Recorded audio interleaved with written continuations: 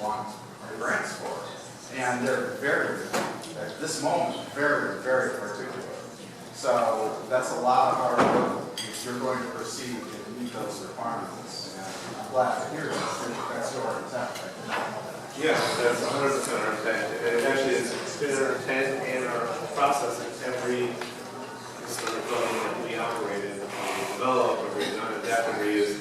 I'm glad to share with people if they want to think any of our projects around the country that you can see what we do and where we do this and what type of structure in the buildings that we renovate and preserve that to its, that means there's only one project that we currently work on and it doesn't have that element attached to it.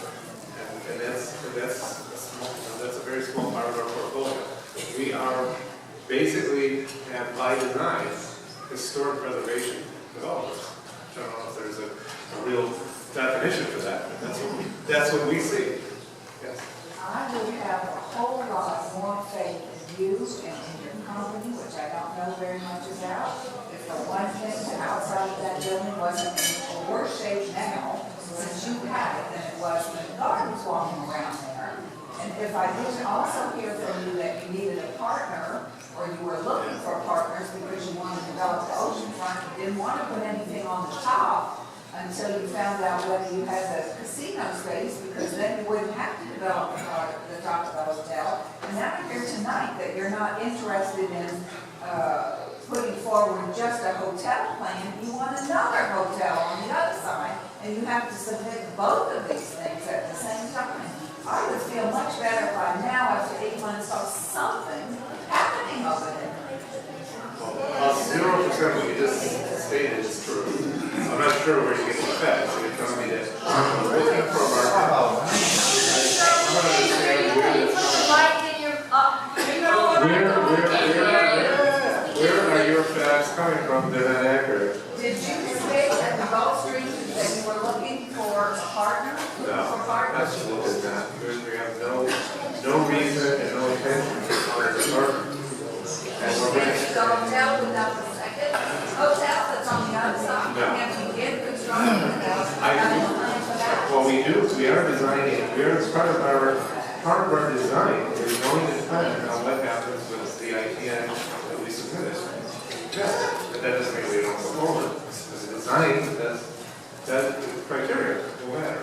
Not a double, not a second. It's almost a year and now we're going to go another 8 months. Well, that is not something for discussion in the process.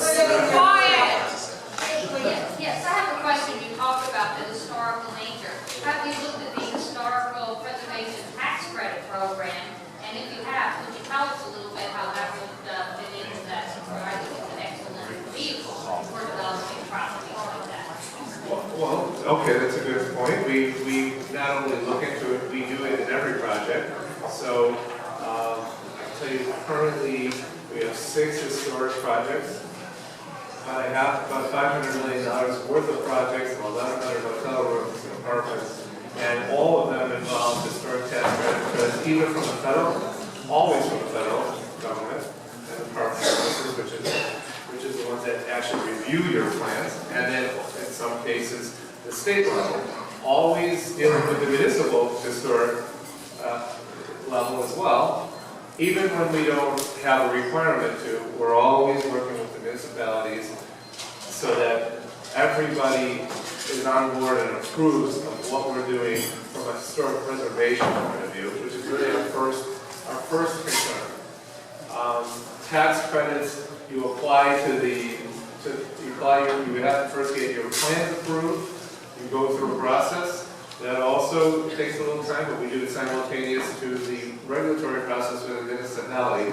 And generally, that's much faster than the process of getting plans and permits. So it never holds up our construction time, but it's a second process that we do. If there's a state submission, Florida doesn't have a state tax, so there's no reason for a state tax credit. But in other states, there is state tax credits that are involved, and that process we go through at the same time as well.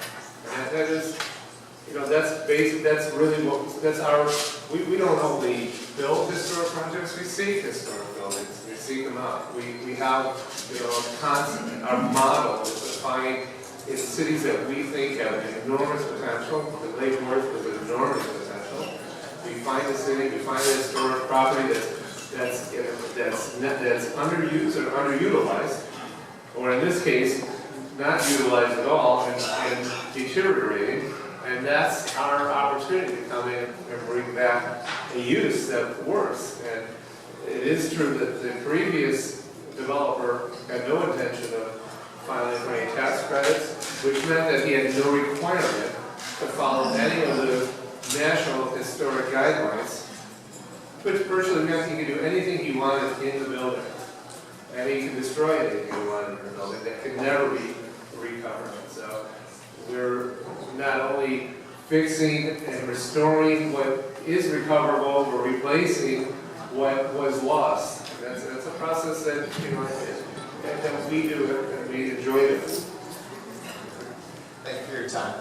So there have been some other vague references about concerns from your group or maybe interested parties about noise and or events that are occurring over at Bryant Park itself. Can you share with us whether that's a legitimate concern of yours and what you're either proposing or requesting and how that might impact what has already been taking place and is established as local Lake Worth Bryant Park events?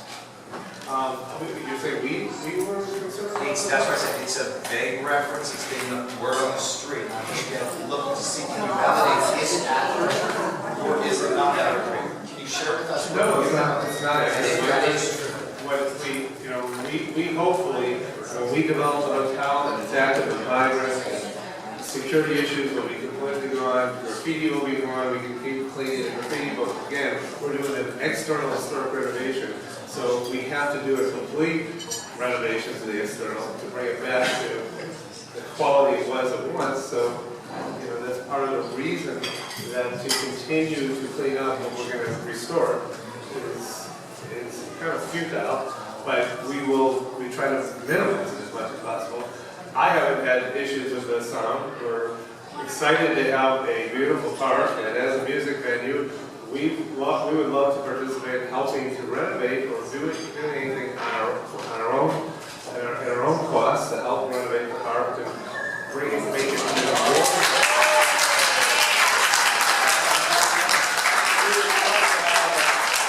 I sit on the board of multiple music venues in the state of Florida, and I had some passion for me. I'm on the board of directors of City Collaborative, of Old School Square, Pompano Amphitheater, and Baca Center, and it's a big involvement for me in music and theater, and I hope to bring some of that here. I additionally will hope to bring some enhancement of the music facility in Bryant Park. I love it.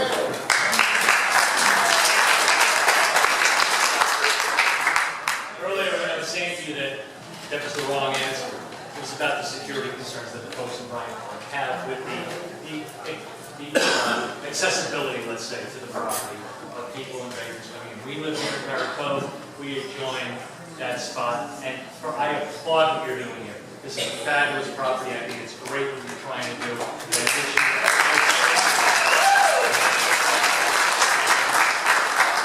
This can only help our city that this is built the right way, but the security concerns that these folks that live right there, and that we have here, because it does drift down this way, or up this way, actually. The right answer would be, yeah, you know what, we're going to put in security tomorrow, and we'll look at that's probably the right Right answer. answer is call the city of Lake Worth. I'm sorry? Right answer is call the city of Oh, Lake no, Worth. private It's property. private But I know what that is, I know what that is, I think the right answer is, it's his property, he needs to secure it to your liking. I think that's probably the right way that needs to go, Well, with the city. So we do first of all have management all over the area constantly, and we have them look at the building. We have a relationship with our neighbors, the Gulfstream Association, the Condo Association. Whenever there's any activity that somebody sees, I generally get a call from them. And we The immediately call doesn't keep people from walking in. People that need to be there. But secure, but a lots, it's You secure can put fences. village. You can put somebody on the property to protect the property, and keep these people safe that live across the street, and not have to take it. That aside, you talked about, you're the one that mentioned 3 times tonight about being a good neighbor to the people around you. Correct. That's being a good neighbor. That would be that to them. And tell us here, as it comes this way. The other thing is, you're talking about putting money in and developing and helping to procure. Glad to hear what you're saying about Bryant Park. To that comment there, that you welcome those music festivals. There was talk about the golf course. You live right outside a golf course where your building is, and that it's an amenity to you. Now, there was talk last summer when you first came in that you were interested in maybe doing that same sort of investment to this golf course here, and what sort of amenity that would be to your guests. Can you speak to that, to either clarify or dispel that? First of all, I'm sorry, you said that we said that we were. I didn't say you said it, there was talk About what? about you investing some, That's not. as you did with Bryant Park, That's as you just mentioned with Bryant Park, putting money into Bryant Park and doing that. We love the golf course, and it's a We great. do that same thing with the golf course here and have it as an amenity available to your guests. Is that true or not? No, it is an amenity to all guests and all residents of. It is. It is. All right, very good, thank you. Steve, hi, Margaret Mayhew with the Lakewood Tribune.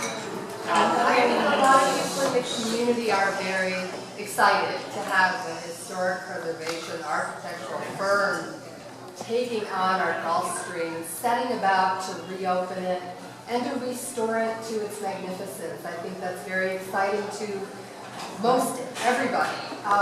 But I think there is a lot of concern about the invitation to negotiate, which we didn't know about until very recently. And I do understand everything about the Code of Silence and the necessity to have negotiations take place behind closed doors. But I am very interested to know, and I think other people in this room would be also, to know when you first began talking to the city about an idea to build something at our beach. Who did you talk to and when? This is funny that there's a bonus stuff, so I can't speak to it. Well, that would just be outside the Code of Silence. When did you start talking to the city?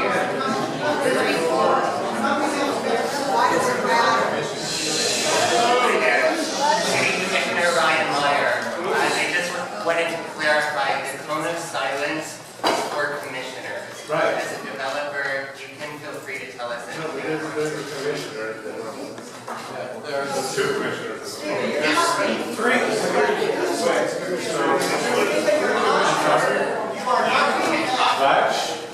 You can tell us anything you want. Yeah. You can't speak, but you can tell us anything you want.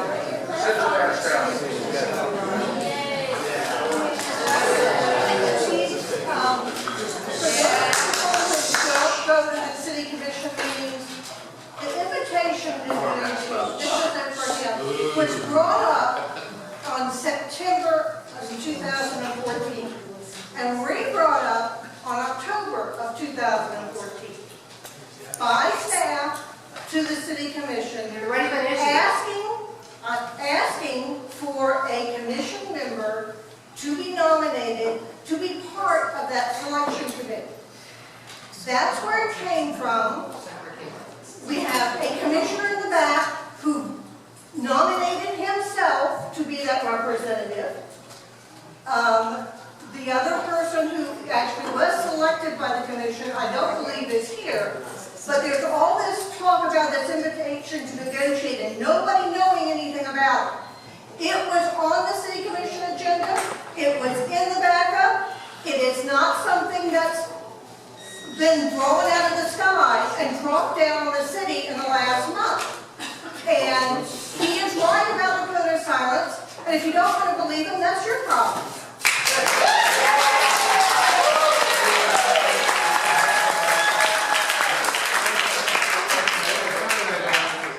Or the commissioner's going to make the room, and you can speak to the rest of the residents.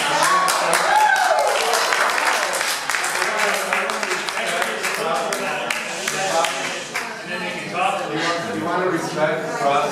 fair process. Now, we do this in many cities, we're in RFPs and ITS all the time, and there is a process, we always respect the process. And it would be good that the city officials and the media respect the process. Oh, please.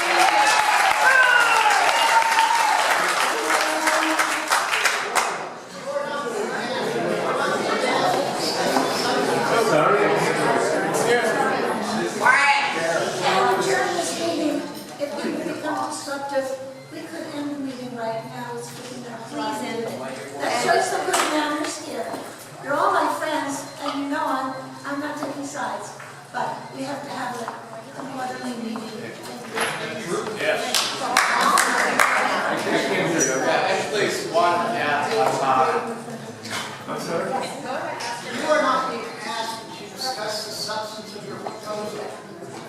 You are being asked about the mechanics of the IDN process. Right. That is not covered by the code of silence. When you first heard about the idea to draft and create an IDN, which predates it being brought to the commission in September, there is a certain amount of time. And nobody knows who came up with the idea for it, who directed staff to draft it, and what went on in that period of time. So the question is, when did you first become aware of the IDN? I was aware at the same time as any other participant. When? I think it was How? 8 months ago, I don't know, 7, 8 months ago, How did whatever. it come to your attention? I don't get your attention exactly, but I can't answer, I'm not privy to how it was designed and how it was, the process was developed. Well, you should be privy to what has brought to your attention. Yeah, I don't know exactly the date. Or how it's brought to your attention. I don't know, I can't answer that question out there. Yes. Steve, thanks for coming. Any room or any plans to having tennis courts at the hotel, and will they be clay courts? I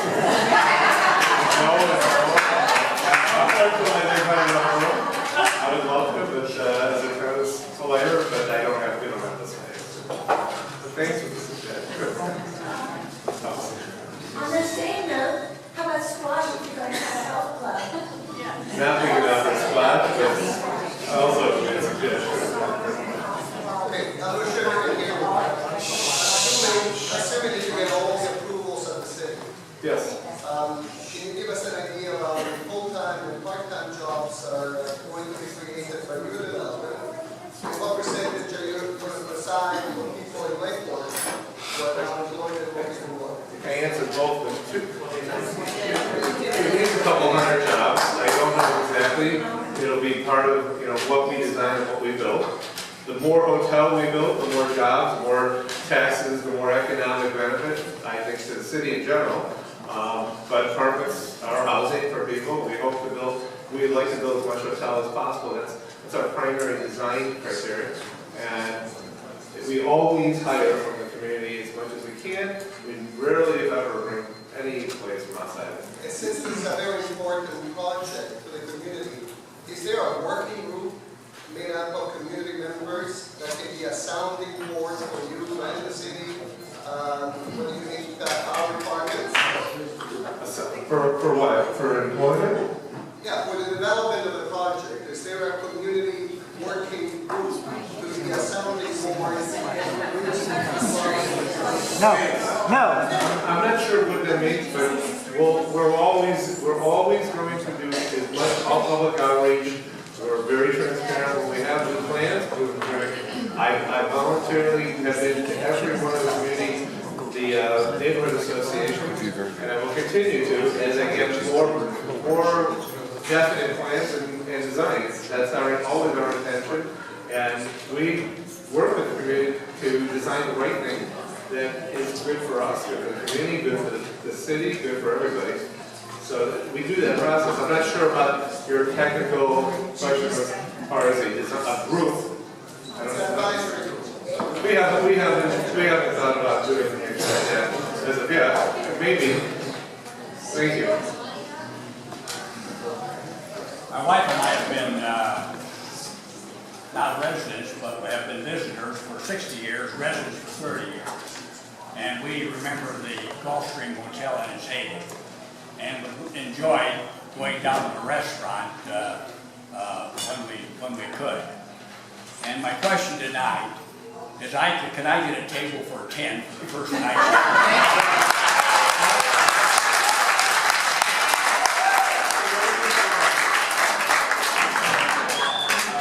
Make it 12. I'm Nadine Burns, I was a former city commissioner, and I want to tell you that I'm looking forward to the many public processes that I heard were concerns and discussed that tonight. Your city commission meetings is your public meeting. There is public input taken, as there is through the Historical Preservation and Planning and Zoning Board. There is not a thing that you won't go through on a board for this city that won't have a public component. And if you're interested and you're concerned and you're not there, shame on you.